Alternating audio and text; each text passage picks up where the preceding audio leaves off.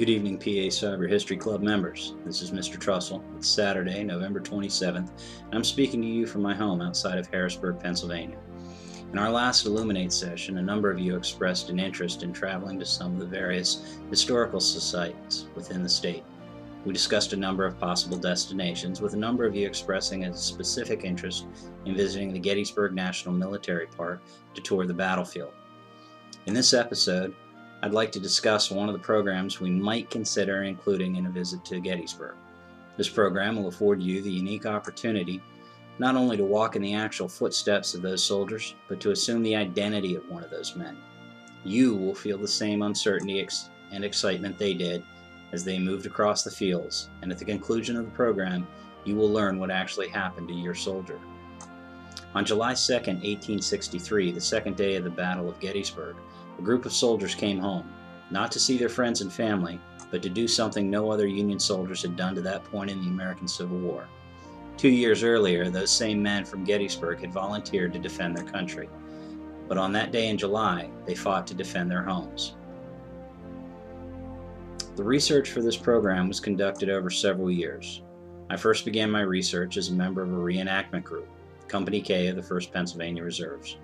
In order to truly understand the men of that unit, I felt it was important to have a solid understanding of those men's background, where they came from, what they did before the war, and what motivated them to put their private lives aside and volunteer for an uncertain future.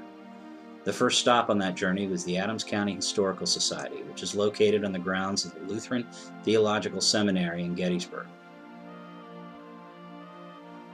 After combing through their files, records, and photographs, my journey took me to the United States Army Military History Institute in Carlisle, Pennsylvania. Both of these organizations provided me with a wealth of information, and both are sites that I would recommend that you check out via the internet or visiting in person.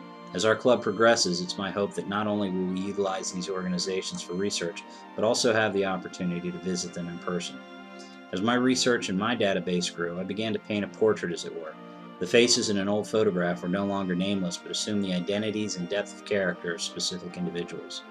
Eventually, I was able to identify every member of Company K that participated in the Battle of Gettysburg. And with that information, I next created an interactive program with the assistance of the National Park Service. With the help of Ranger Tom Holbrook, who coordinates the living history activities at the battlefield, we first began leading tourists on the Company K program during the summer of 1998. The program has met with great success over the years, received continued support from the Park Service and the reenacting community.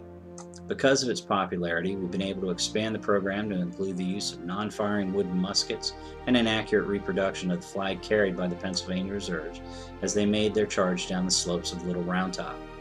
Most recently, PA Cyber took their annual field trip to Gettysburg, and following the morning bus tour, they participated in the Company K program. While participation in this initial offering was limited, those who did participate enjoyed themselves very much and took something away with them far more valuable than any souvenir. They left with a slightly better understanding of what it might have been like to actually been on that field that July afternoon. Most people who visit Gettysburg only get to look at the history of the battlefield. You will have the distinct honor of reliving that history. So with those thoughts in mind, I want you to continue to research the historical opportunities within your own community. Be sure to check out the two sites that I've given you via the web addresses, or call me for further details. Post your findings on the discussion boards, as well as any thoughts and ideas you might have about a possible visit to Gettysburg or anywhere else you might like to visit. Remember too that in order to take that trip or any other, we need to do some serious fundraising in order to meet the associated expenses. Post any ideas you may have on the discussion board. We'll discuss all of your ideas in our coming meetings. I look forward to reading your responses, hearing from all of you at our next meeting. Thanks for tuning in, and remember,